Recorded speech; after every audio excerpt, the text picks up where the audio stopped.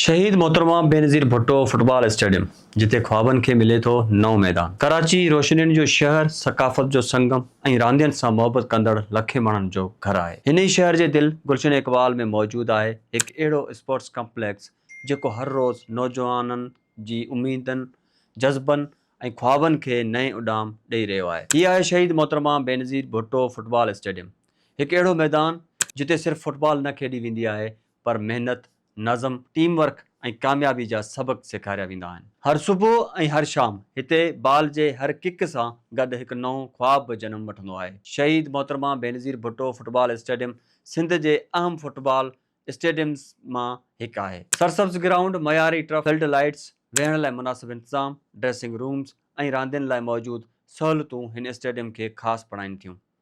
हिते न रुॻो रोज़ानी बुनियादनि ते नौजवान ट्रेनिंग कंदा आहिनि पर मुख़्तलिफ़ उमिरनि जे रांदीगरनि लाइ मुक़ाबला, दोस्ताणियूं मैचूं, टूर्नामेंट्स ऐं रांदियुनि सां लाॻापियल तक़रीबूं पिणु मुनक़द थींदियूं रहनि थियूं। फुटबॉल दुनिया जी सभ खां वधीक पसंदि कयल रांदियुनि मां हिकु आहे ऐं पाकिस्तान में बि हिन रांदि सां मोहबत कंदड़नि जो अंगु तेज़ी सां वधी रहियो आहे। अहिड़नि जदीद स्टेडियम्स जी मौजूदगी नौजवाननि लाइ हिकु बहितरीनु मौक़ो आहे जिते हू पंहिंजनि सलाहियतनि खे निखारनि था, जिस्मानी तंदुरुस्ती हासिलु कनि था ऐं टीम वर्क जो अमली तजुर्बो हासिलु कनि था। हर ट्रेनिंग सेशन, हर मश्क ऐं हर मैच रांदीगरनि खे वधीक बाएतमाद बणाए थी। इहो ई सबबु आहे जो केतिरा ई नौजवान पंहिंजे मुस्तक़बिल खे फुटबॉल सां ॻंढे वॾे जज़्बे सां हिते महिनत कंदा नज़र अचनि था। हिन स्टेडियम जी ख़ूबसूरती सिर्फ़ु इन जी जदीद सहूलियतुनि में न आहे पर उन जे माहौल में बि आहे। सरसब्ज़ मैदान, मुनज़म इंतज़ाम, रांदीगरनि जी डोड़, कोचस जूं हिदायतूं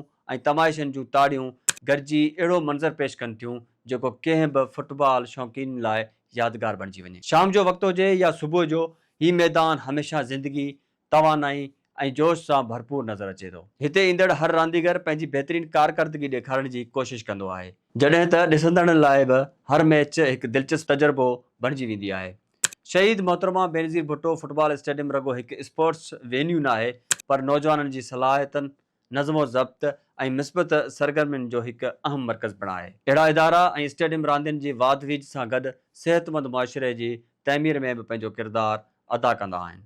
हिते ईंदड़ हर रांदीगर पंहिंजे ख्वाबनि खे हक़ीक़त में बदिलाइण लाइ महिनत कंदो आहे जॾहिं त हर मैच नए जज़्बे ऐं नए अज़म सां खेॾी वेंदी आहे। शहीद मोहतरमा बेनज़ीर भुट्टो फुटबॉल स्टेडियम कराची जे रांदियुनि जी ख़ूबसूरत सुञाणप, नौजवाननि जे ख्वाबनि जो मर्कज़ ऐं फुटबॉल सां मोहबत कंदड़ हर दिलि जी धड़कन आहे।